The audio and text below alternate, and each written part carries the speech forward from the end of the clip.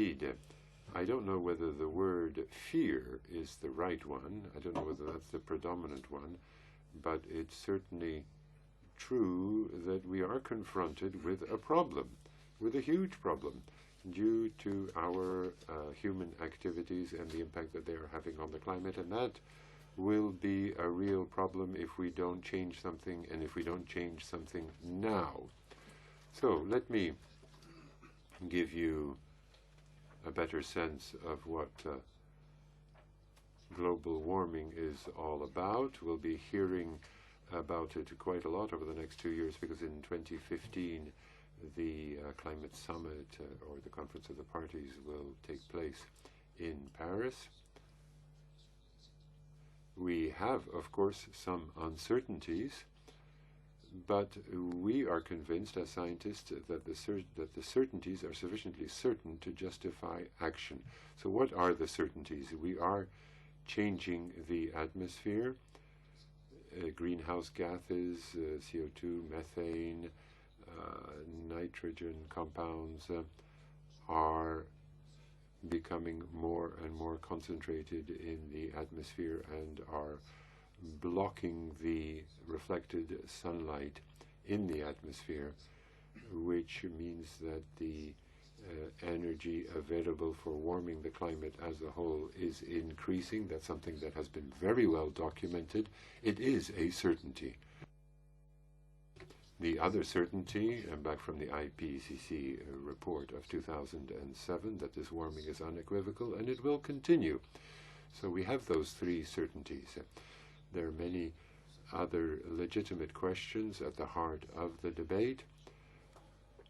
This warming that we've been experiencing over the last 50 years, is it due to anthropogenic activities? Our answer is quite clear. Yes, we are in a situation in which man is changing the climate, although we have some uncertainties as to how exactly that is working.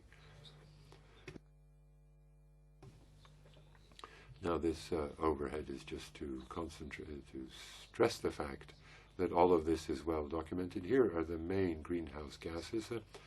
Now, the first greenhouse gas is water vapor, but through our direct action, irrigation and so on, we're not changing the amount of water vapor in the atmosphere. But that amount is being affected by climate itself. When the oceans warm up, there's more evaporation, there's more water vapor in the atmosphere, and there is a positive feedback effect to that. So it's a vicious cycle, if you will, and that is well documented. If you look at a year like last year, 70% of the increase in greenhouse gases was directly due to our use of fossil fuels, oil, coal, and gas. So there's a very close link between energy and climate. I participated in France in the national debate on the energy balance, and the link between the two is very much at the heart of this whole debate on global warming.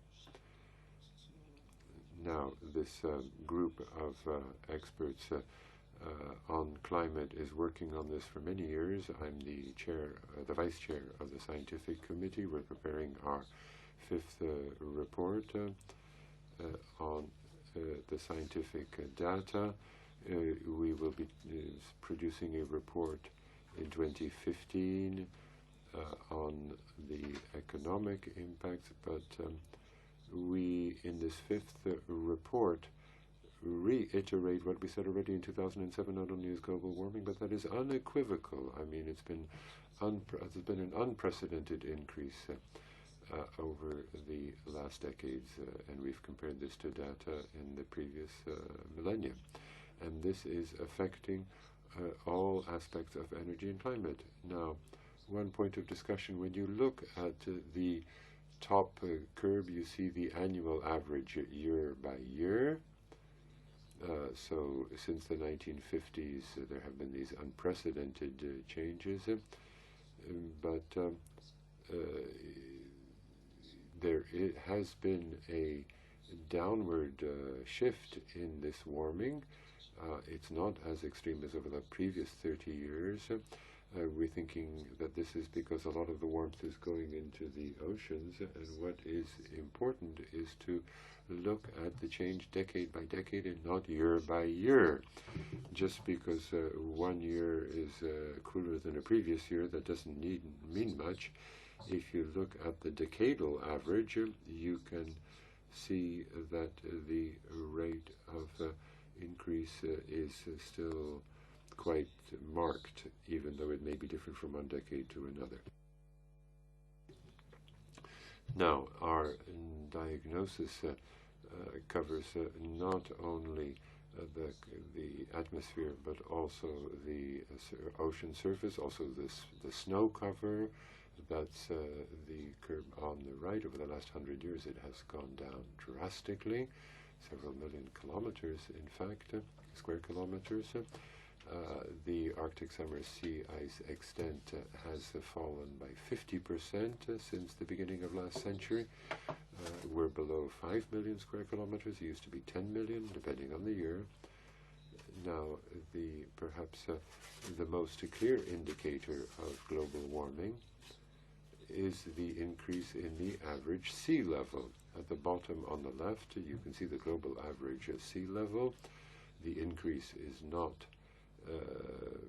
perhaps very great, it would seem, 3 millimeters per year, but this gives witness to two other phenomena that are closely related with global warming. The first is the thermal expansion of the ocean. The ocean is getting warmer, so it covers more volume. More volume is needed for the same amount of water, so that warming it results in more water vapor in the atmosphere. That's one important effect. And another one is a contribution to the increase in the average sea level.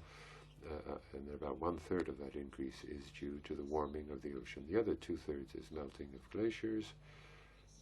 But one has to distinguish between the temperate glaciers, the Himalayas, the Andes, the Alps. Year by year, their melting is resulting in an increase in the sea level. They are retracting. And then there is the sea cover in the Arctic and the Antarctic.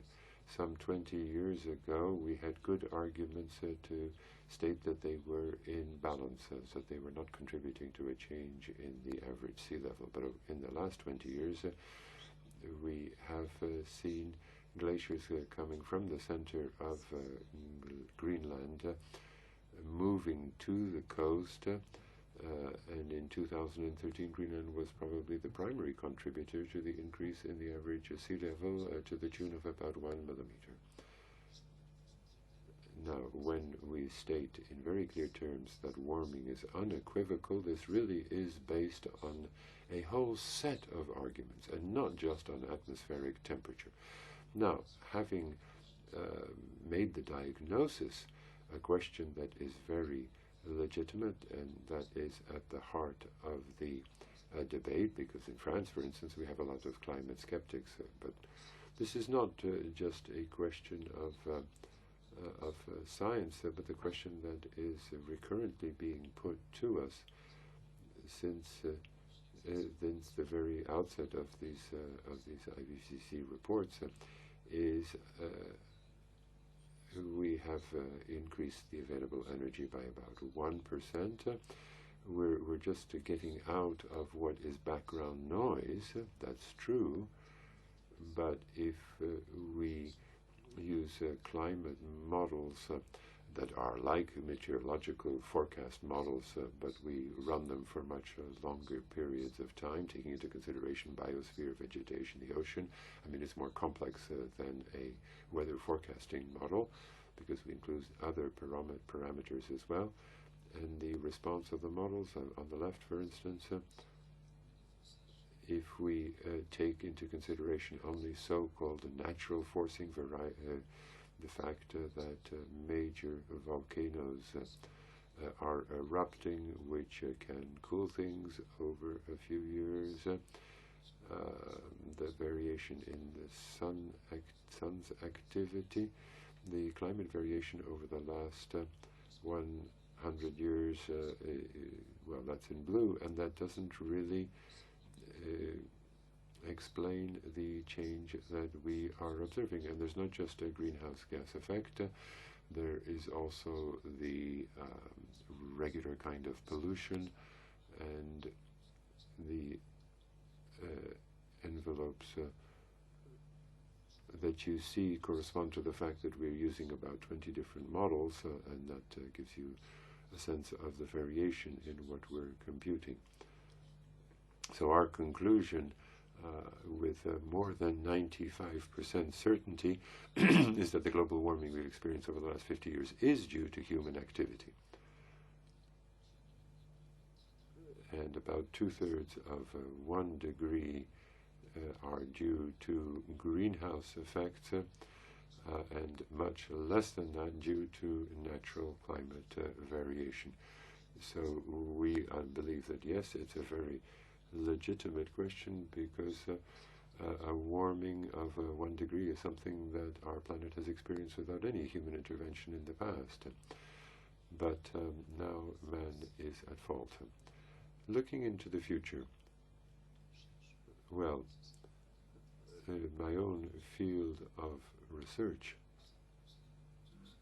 originally was the reconstruction of past climates. I mean, ice drilling in the Arctic and Greenland have taught us a lot about climate in the past, and I think that that's important if we want to understand the future.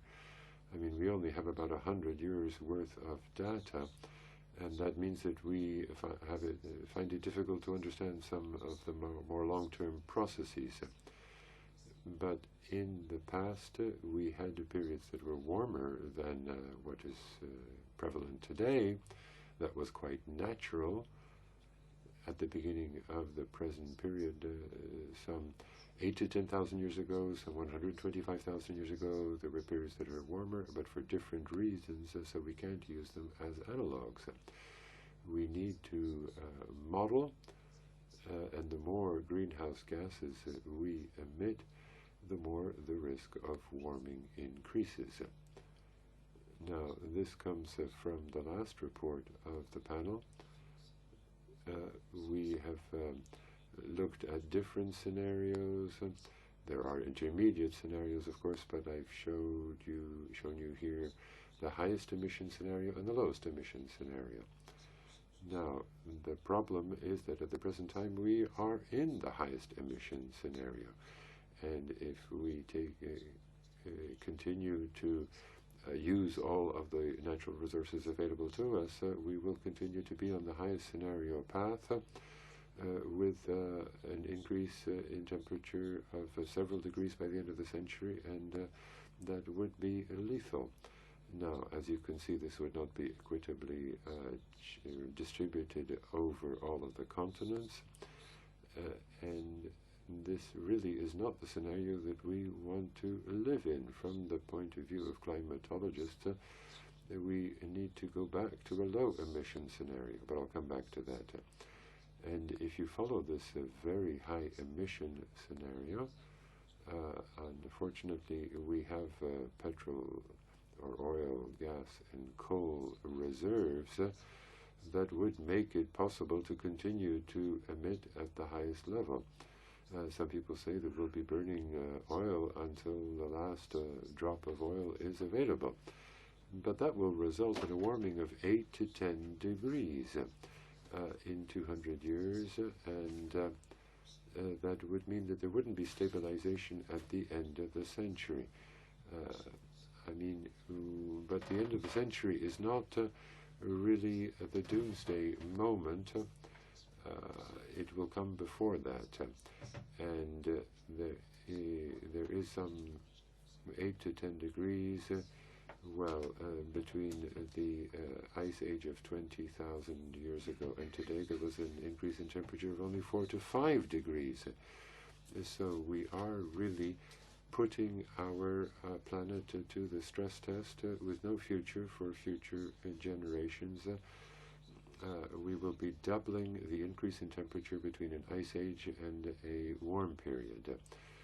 The average sea level will increase all the more quickly the more we emit. We could reach as much as a 1 meter increase in the average sea level, and that is something that would continue inexorably because the times of inertia are very long. If you go up to a 1 meter increase, it will go beyond that, beyond the end of the century, and obviously with fewer emissions, it would not go up as much. What would be the other consequences? Well, heat waves of higher temperatures, longer periods, more drought. At the bottom on the right in brown, I mean that's Europe, France in particular, with a reduction in precipitation, with obvious consequences for the amount of water available, more and more drought, and this could have a huge impact on a country like France.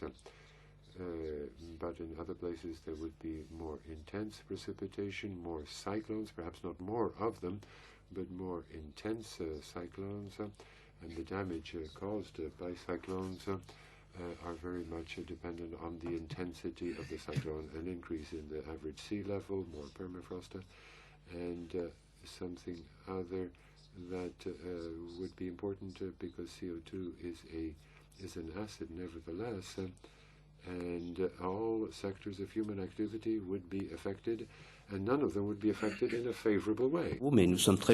I won't dwell on this, but we're conscious that there are numerous uncertainties, emission scenarios, the scale of global warming, a lot of uncertainty, factor 2 by the end of the century, regional characteristics, the fact that we don't master cloud modeling in warmer climes, increased ice sheets changing, climate surprises. So if we now consider obviously the links with health and environment, we're better prepared than we were in 2003 for heat waves in France. When you look at the more emitting scenarios, 2003, the summer that was hotter by 3 degrees compared to a normal summer. Well, in the second part of the 21st century, with this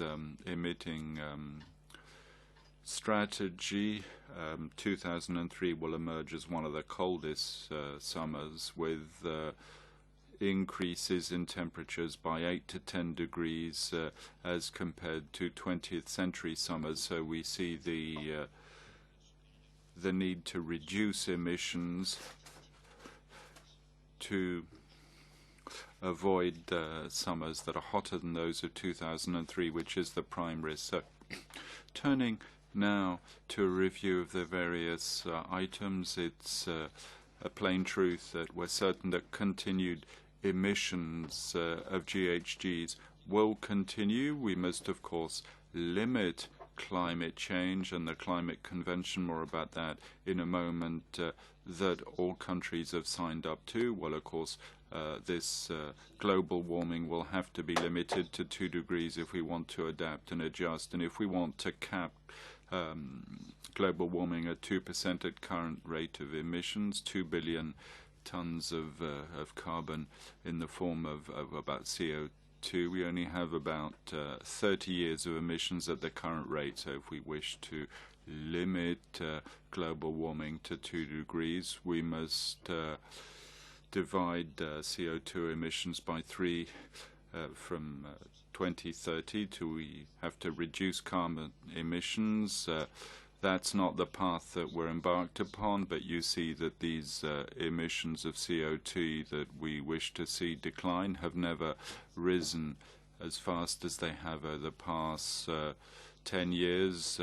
Emissions are increasing year on year at a steady pace. It's against this backdrop that The IPCC just simply reviews the situation, no recommendations. Politicians come together at the Climate Convention introduced at Rio in 1992, 1997 COP3, Kyoto with the Kyoto Protocol, that of Copenhagen in 2009, COP15 to roll out the second phase of the Kyoto Protocol. That was a failure. We're now in phase 2 of the Kyoto Protocol, and only Europe has signed up to this second phase. At Copenhagen, we went from climate convention that seeks to achieve stabilization of GHGs in the atmosphere to prevent dangerous anthropogenic interference. It's now set at 2 degrees, and the COP21 to be held in Paris at the end of next year will be a milestone agreement to prepare an agreement for the post-2020 period involving all countries, and requires a confirmation of ambitions between the period beyond 2020 will be organized in Paris. The political strategic difficulty that we're faced with here is plain. I myself involved in the steering committee work, and we see plainly the difficulty involved here to involve all countries. China's gone from CO2 emissions, overtook the US 5 years ago, and for emissions twice the scale of what they are in the US in 2013. So emitters, Europe, we stuck to the Kyoto commitments. We need to know where Europe is headed, if commitments will be sufficiently significant. We're not on the road currently. We're talking more about shale gas, shale oil. We're not reducing CO2 emissions in terms of the climatologists, and it's important here because there are consequences across areas. We're not going down that road. That's to say, it's really now that we need to act. Now's the time to act if we want to cap 2 degrees in billions of tons of equivalent CO2. We're at 58 if we look at pledges by 2020, and the best scenario will reach 52, and the pledges, a lot of voluntary pledges, reach at 52 billion tons if we don't want to exceed 2 degrees down the road. Stabilization, well, by 2020 we need to be at 44. That is that we have 20% too many emissions in terms of staying on a pathway that would allow us to reach that target, and all countries have signed up to that. But of course we're far from delivering on that. But we can do it. It's possible. It's within reach by just acting on the various sectors. Mustn't start from the idea that it's impossible. We must, of course, remove the increased use of fossil fuels, the role of agriculture in methane emissions, but at the heart of our emission system, I really say that it's CO2 that needs to be reduced, and we need to strip that away. When there are 300 billion tons to emit, we mustn't use more than 10 to 15% of reserves of fossil fuels, and therein lies the current difficulty. People are listening to us, are hearing the message, but they're not delivering on that. So to end on a note of optimism here, I just wish to state that, of course, what are the solutions? A lot of energy efficiency. I've been involved in the national debate. A lot of discussions underway in France around this. There's an energy bill that was passed into law to reduce its emissions by 4 or 5 by 2050 versus 1990. There'll be a new energy bill that's currently under discussion, due to be passed later this year. restating these objectives to reduce the share of nuclear power in our electricity output. Obviously, we can improve energy efficiency, cut our energy uses to, of course, reduce other GHGs, but at the same time to favor energies that don't emit GHGs. We don't have time to launch a debate on this today, but what we need to understand is that when we consider on a global scale the potential, of course, there's nuclear power, but nuclear power potential in terms of final energy, even by 2050, will represent less than 10% of final energy. But when we look, the IPCC 2-3 years back produced a report on renewables, and when we look at renewables, we have the potential, if we were to get down to this at global level, to cover about half the final energy needs with renewables. Is to know on an optimistic note. I mean, it's possible. I don't believe that we're going down that road. As things current, it's a real challenge for France. The 2015 conference to be held in Paris. I mentioned this new law. Well, clearly the organizing, the host country has a role to play because it chairs all the discussions, the negotiations that run for a fortnight every year. The climate conference last year it was in Warsaw, Durban, Cancun, Doha, Copenhagen. I attend all these major conferences where there's a lot of discussion, but where it all boils down to the difficulty of going from words to deeds. And of course we each realize that we're directly involved in the way we live in France. Half our emissions are linked to the way in which we move about, public transport, private transport. One of the problems is that we're all affected by this. Technically it's possible, and I hope, of course, the difficulty to maintain the global warming below 2%, of course, with the idea that we can make the necessary adjustments, is a substantive challenge, but we must go down that route to reduce emissions very soon if we want. I mean, it's not the end of the world. I'm not saying it's doomsday, but a climate where our children, our grandchildren won't be able to adjust. Thanks for listening.